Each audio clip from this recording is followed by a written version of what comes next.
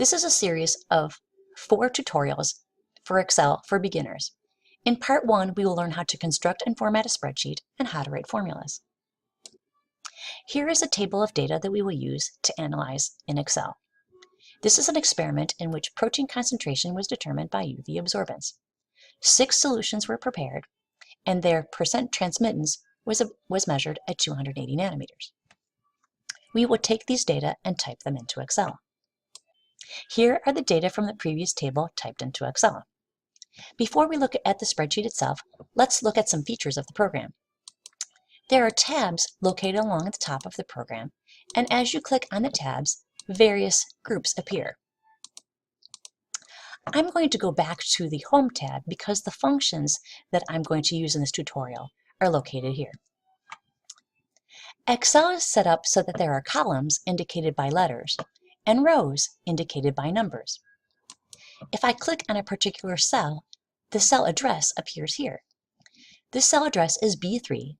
It is located in column B, row 3. This is the formula bar, and the contents of the cell are displayed there.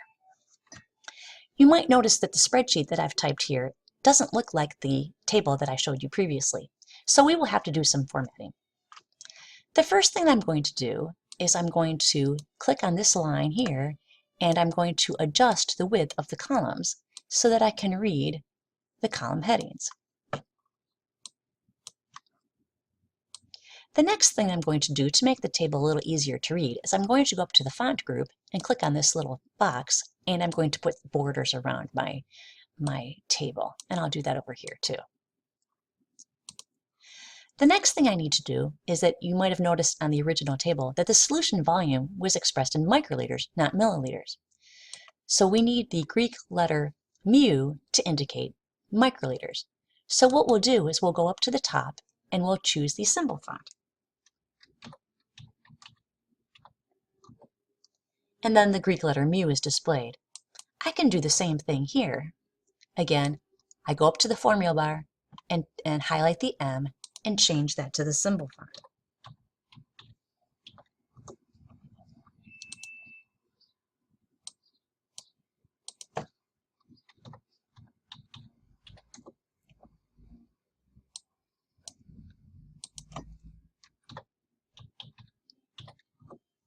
The other thing I need to do with this heading is that there's the compound H2O, that 2 needs to be subscripted.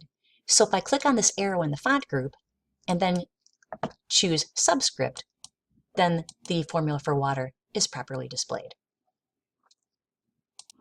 The next thing I need to do is I need to properly display the significant figures. You noticed here that the percent transmittances are expressed in tenths of a unit. This was 28.0, but when I typed the 0.0, the 0 didn't appear. What I need to do is I need to highlight this entire column, and then I can go up here. There's decreased decimal and increased decimal. I'm going to increase the decimal. That increased the decimal too much, so I'm going to decrease decimal. And now my data are described as percent transmittance to the nearest tenth of a transmittance unit. Our next task is to calculate the concentration of each protein solution using the mass and the volume that are displayed on the spreadsheet. Instead of entering the data itself, we will write a formula. Formulas perform calculations with the numbers in your spreadsheet. You will type the formulas in the cell where you want the answer to appear. A formula contains references to the cells containing the numbers rather than the actual numbers. That way, no matter what numbers are in the cells, the calculation is accurate. Formulas always begin with an equal sign.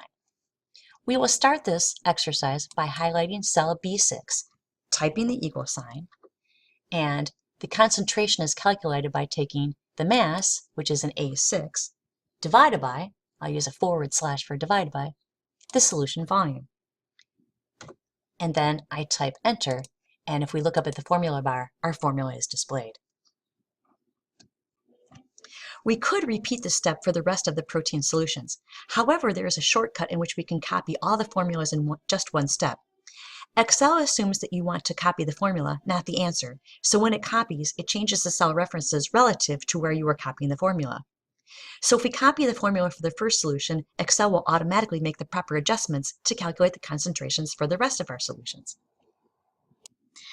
However, to calculate the protein concentration, we wish to divide the protein mass, which is different for each solution, by the solution volume, which in all cases is 5 milliliters.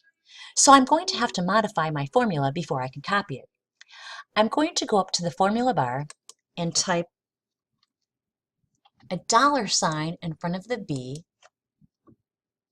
and a $ in front of the 3, and then click Enter so that Excel will accept the formula.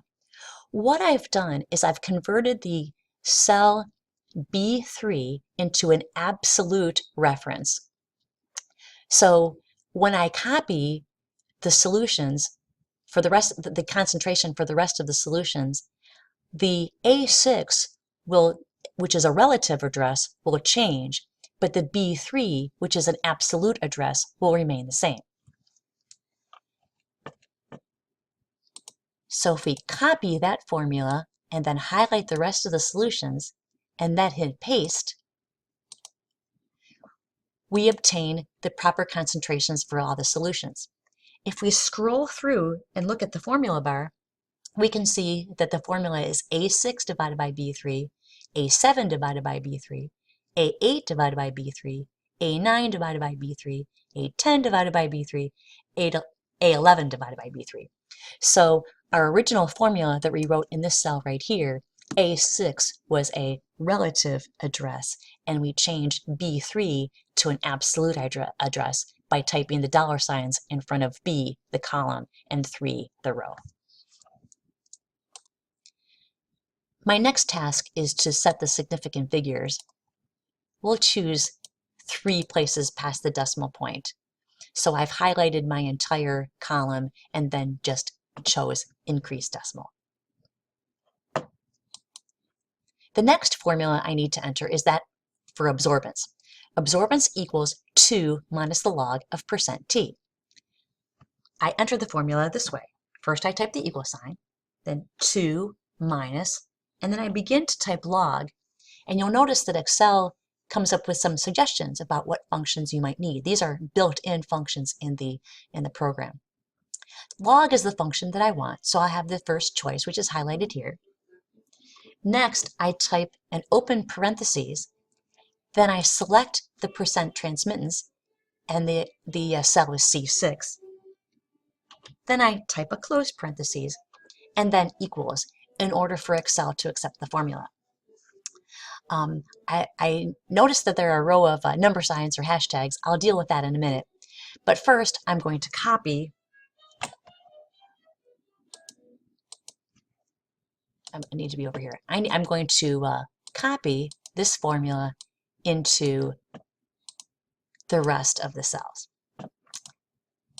Now these hashtags or number signs indicate that the answer to the formula was too long to fit in the column of the width that I've specified.